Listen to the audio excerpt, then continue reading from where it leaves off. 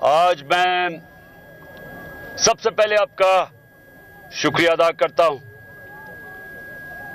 कि जिस तरह आप मेरे साथ इस जुलूस में निकले, इस रैली में निकले और जिस तरह आप भी यहां जो अवाम है इन्होंने आज हमारा इस्तकबाल किया, मैं आपका सबका शुक्रिया अदा करता हूं।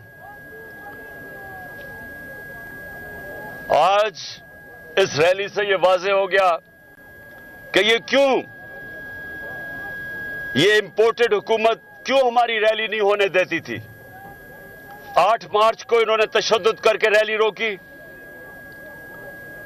और उसके बाद कल फिर इन्होंने हमें हमारी इजाजत रैली की नहीं दी।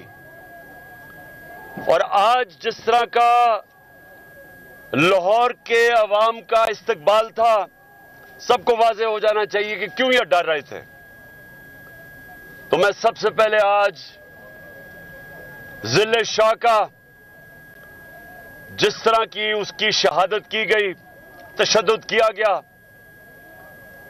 मैं अपनी सारी कौम, अपने कारकुनों नहीं, मैं आज अपनी सारी कौम की तरफ से उन लोगों को पैगाम दे रहा हूं कि ना ये मैं कभी भूलूंगा, ना ये कौम कभी आपको माफ करेगी। ये हम जब तक इंसाफ के कटहरे पे वो पुलिस वाले और जिन्होंने तशद्दुद किया, इंशाअल्लाह इनको सजाएं दिलवाएंगे। दूसरी चीज, मैं आज अपने सारे पाकिस्तानियों को कहना चाहता हूं कि देखें, ये मेरी जाती जंग नहीं है। जाती मफादात के लिए कोई अपनी जिंदगी खतरे में नहीं डालता। सबको पता है कि जब भी मैं ज़मान पाक से निकलता हूं, मेरी जिंदगी खतरे में है। चेयरमैन तहरीक इंसाफ इमरान खान इस वक्त रैली से खिताब कर रहे हैं। रैली इस वक्त दाता दरबार पर मौजूद है और यहीं पर खिताब भी शेड्यूल किया गया है। इस वक्त आप देख सकते हैं कि बड़ी तादाद में तहरीक इंसाफ के टाइगर्स, तहरीक इंसाफ के खिलाड़ी यहाँ पर मौजूद हैं और इमरान खान का खिताब सुन रहे हैं।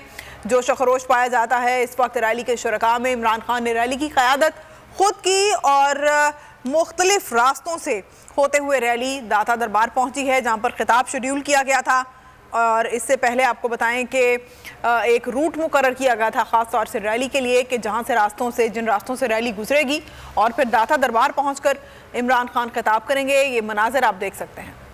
को चेयरमैन बोल शोएब शेख के खिलाफ मनगढ़ंत, झूठा और बेबुनियाद केस। हुकूमत इंतकामी कार्रवाइयों पर उतर आई। रिश्वत देने के झूठे इल्जाम के पीछे असल हकायक वो ले आया अवाम के सामने। सिंध हाई कोर्ट की जानिब से 10 मार्च को एग्जैक्ट केस में बरियत का फैसला भी दे दिया गया, जो रिश्वत के इस इल्जाम को झूठा और बेबुनियाद साबित करने के लिए काफी है। सवाल ये उठता है, न रिश्वत लेने वाला न देने वाला मौजूद, तो फिर ये मुकदमा क्या है? गुज़िश्ता 5 सालों में ना तो कोई गवाह पेश हुआ और ना ही कोई सबूत सामने आया, जबकि कोई इंक्वायरी अमल में नहीं लाई गई। जब मुल्ज़िमान से कोई तहकीकात नहीं की गई, कुछ साबित नहीं हुआ, तो फिर ये मुकदमा क्या है? इससे कबल केस की इंक्वायरी कमेटी के सामने खुद जज कादिर मेमन ने रिश्वत के इल्जाम की तरदीद की थी और कमेटी को तहरीरी तौर पर आगाह भी किया था। इस झूठे और बेबुनियाद केस की कानूनन कोई हैसियत नहीं। सिंध हाई कोर्ट इस मुकदमे में शोएब शेख को बरी कर चुकी है, तो फिर इस नाम नेहाद इल्जाम की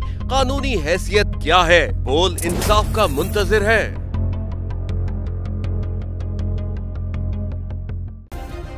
सब्सक्राइब करें और बेल दबाएं ताकि कोई खबर रह न जाए।